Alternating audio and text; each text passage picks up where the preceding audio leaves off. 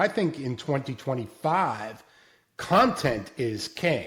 It's not about, hey, look at me, here's an offer here. It's really about being authentic and being a thought leader in whatever industry you're in. What you have to do in nonprofit, because the dollars are so thin, is you have to do a better job of having people buy the vision and really buy into that vision. Most of us get into business because we do the things that we're passionate about and that we think we're really good at. You're listening to Brainwork Framework, a business and marketing podcast, brought to you by focus-biz.com. Welcome back to another episode. With us today is the co-founder of Up to 11 Marketing, Len Silverman, helping business leaders to aim and shoot, and more importantly, having a plan and strategy before you jump into top of funnel tactics. Len, so excited to have you on. How are you doing today? I'm doing great. Thanks for having me. Absolutely. So we always like to ask our entrepreneurs, tell us more about your journey. What were you doing before that kind of led you into what you're doing today? Well, it's been a long and winding road. I started my career off actually in nonprofit, and then I did that for a couple of years working for some chambers and decided I really wanted to learn a little more about business. I went back on an MBA and started my real career after that in marketing for big corporations. I ran the AngelSoft bath tissue brand for Georgia Pacific. I was a VP of marketing for Fruit of the Loom on their wholesale side, and really cut my teeth, I think, learning that large scale consumer demand type marketing. After that, I completely shifted gears and ultimately ended up owning a whole bunch of Huntington Learning Center franchises in different states. At one point, I had as many as four in 4 different states. I had about 80 employees, and I learned an awful lot about business ownership from that experience. So now I've co-founded this company, Up to 11 Marketing, combining what I've learned in my long journey up until now, which is it isn't all about marketing. It's really about how marketing fits into your organization and how you manage your organization in order to handle what marketing is doing for you, if that makes sense. Absolutely. So that's what we do. And my partner and I firmly believe that you have to have a plan. You have to completely understand your customer really before you go out there throwing money around, because as well as I do, Chris, there's lots of ways to throw your money around in marketing. And quite honestly, a lot of the people that I talk to who are frustrated because they chase the shiny things and they spend their money where they think they should be without really understanding the impact that they're having on the true ideal customer that they're looking for. Absolutely. They try to draw parallels between this business, totally different industry, totally different clientele, that what they did is going to work for me. And too often we try to chase that shiny object instead of just focus on the plan, stick with it, because I find you're going to get better results when you actually have a strategy built into it. Yeah, there's no doubt about that. I was just going through some numbers actually for one of my clients. We've been working with him now for about a year and 2 months, and he's seeing double-digit growth in inquiries and revenue, and the plan really has been relatively simple that we pursued. And I'm a big believer, I don't know how you feel about this, but I think in 2025, content is king. It's not about, hey, look at me, here's an offer here. It's really about being authentic and being a thought leader in whatever industry you're in. And that is absolutely showing, we're seeing the impact with the client that we're working with. So it proves that. Absolutely. And your background and experience starting with nonprofit work, it's a totally different beast, but a lot of that has a lot of similarities to marketing, sales, and relationships in general. In nonprofits, you're all oftentimes working with a very shoestring budget, very minimal money. How do we get the most out of this? And oftentimes you're working with volunteers or people's donations. And how you build and nurture those relationships, that insight can be carried into marketing, sales, into relationships. Because like you said, it's not just about here's an ad, buy my thing. There's a lot behind the scenes. Yeah, you really raise a good point. And I had never looked at it that way before necessarily, but what you have to do in nonprofit, because the dollars are so thin, is you have to do a better job of having people buy the vision and really buy into that vision. And that does directly translate into marketing. And it's great if you have more dollars to throw behind that because it's only going to amplify it. But that's really what it's about. Most of us get into business because we do the things that we're passionate about and that we think we're really good at. Now, for the businesses we work with, they're starting to turn that corner where they've built as much success as they can on their back And it's now time to take that next leap and really spread the word on a much wider basis. Converting what they know in their heart into a well-spoken vision that can be shared into the marketplace, that's a different animal. And that's where bringing in a partner like us makes a lot of sense. Right, absolutely. And just like you said, these business owners are experts in their craft. That doesn't mean that they have a bunch of business, marketing, or sales experience or knowledge to go further. And that growing and scaling piece is another leap, just like you said. The scaling, the processes, the efficiencies that work in the background to help you grow and scale. What does that look like for most business owners? Because they do get to that point where they're stuck and they're like, what's next? What do I do? Well, that's the scary part. I'll give you an example from my own experience. I owned one Huntington Learning Center in my hometown here in Nashville, and I grew it from the ground up, and I ran that center for about 10 years. I was the guy. I walked in every day, met all the parents, knew all the kids, made all the sales. All the time came for me to grow my organization, which meant more locations, and that meant I had to step out of that chair. And it meant that I had to fill that chair with someone who had equal or greater talent, and then I had to manage that talent to get the results that we needed, which I'll cut to the chase. My center director who took over after me did better than I did. So it ultimately worked out fine, but it's a scary moment because most business owners have a lot of faith in their own abilities, and it's nerve-wracking to start thinking about losing aspects of what you know you can do well. But I remember from my Emory days, my professor talked about the law of comparative advantage. And he basically said, do the things that only you can do, even though you may be better at something than somebody else. And the example he used at the time was making copies. He said, you may be the best guy in the office for making copies, but is that your comparative advantage? Or are you better off interfacing with clients and growing sales? That always stuck with me. So I looked at what is it that Len has to do to make this organization successful? And then how do I find people in those other areas and train them and manage them and empower them, quite honestly? Don't micromanage, let them do their job. That's the phase I generally find our clients in. They talk about it from a marketing perspective because they want the phone to ring and they want more leads to come in. And then the next thing you hear, and I know you've heard it, is I have more business than I can handle, right? I got too much. I got to slow down. There's too much coming in.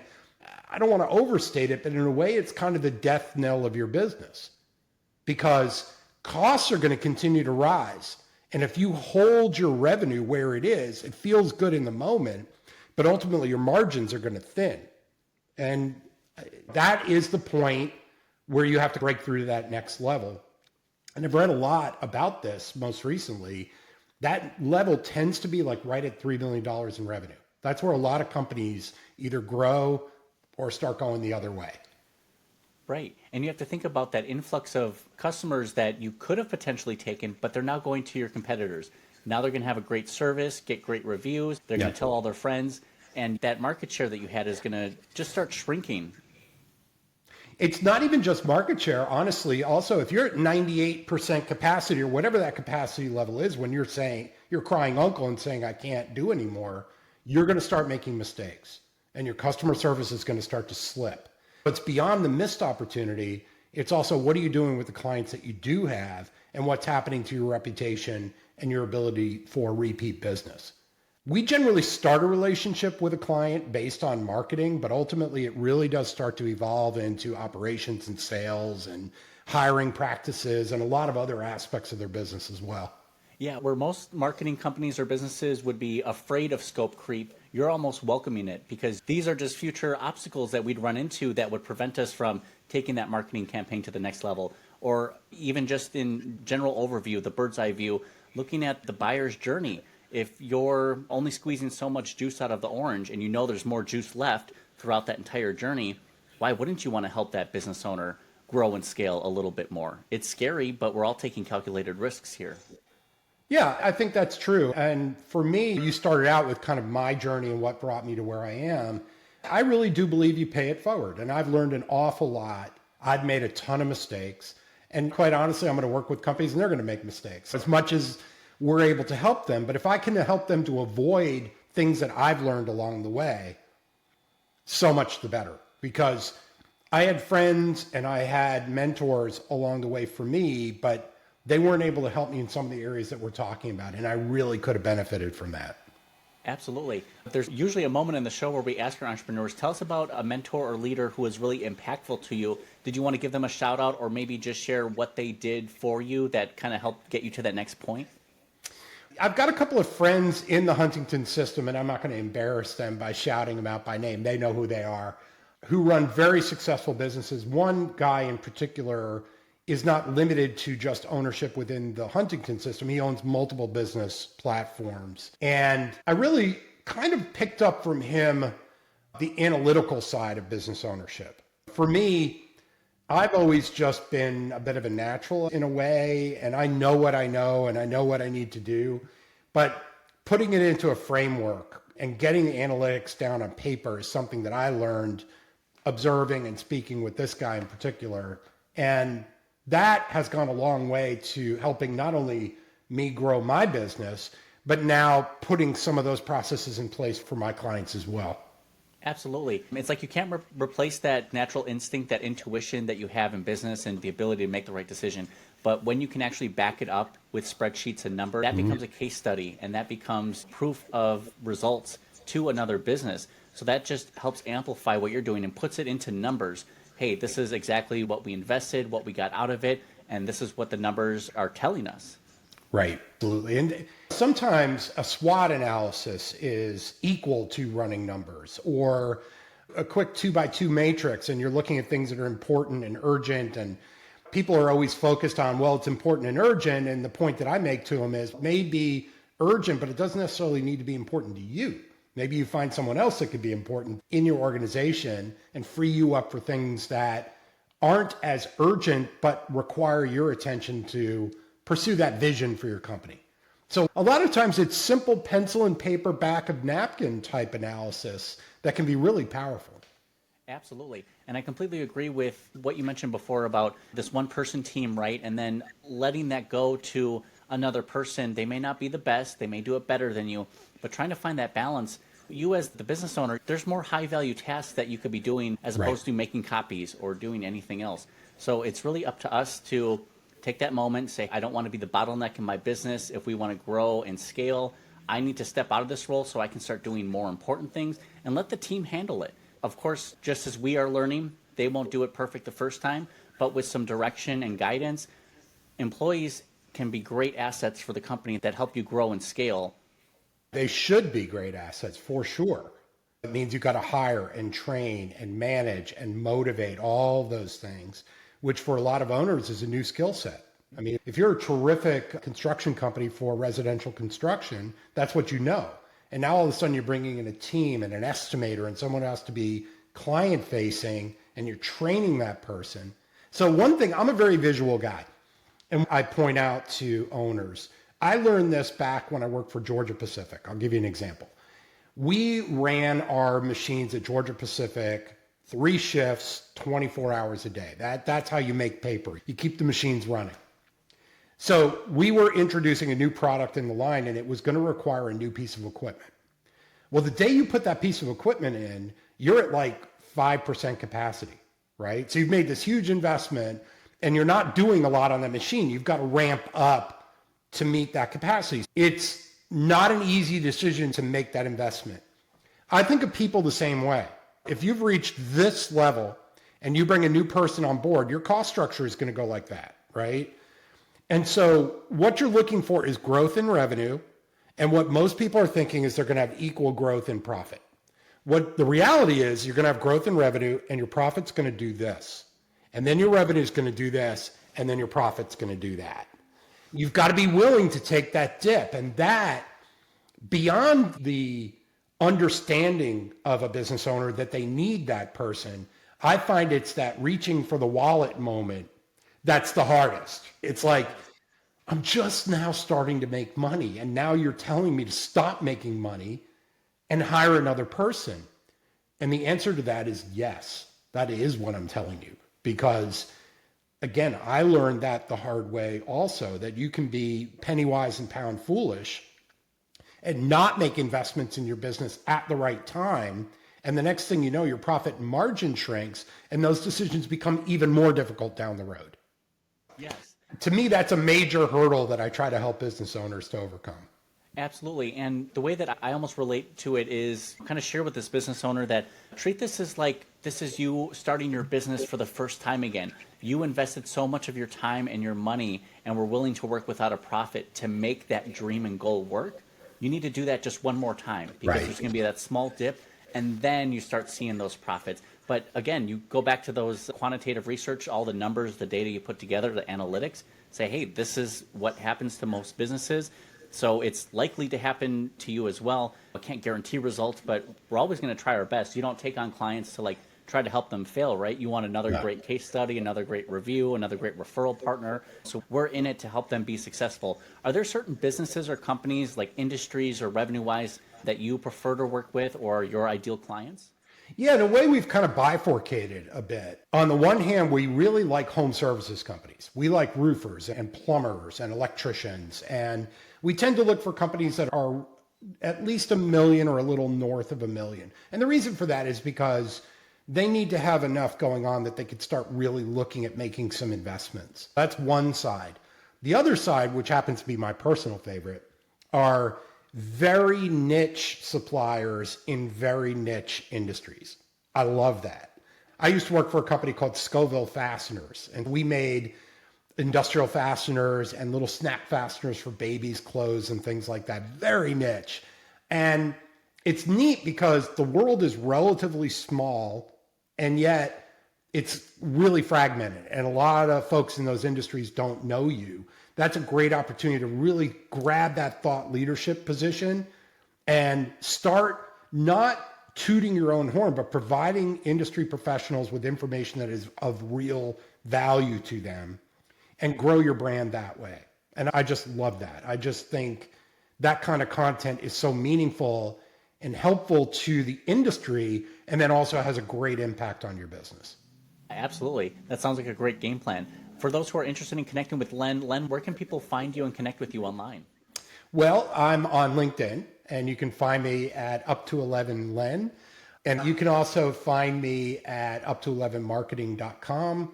I also have a personal website because I've just written a book and I'm doing some speaking behind that.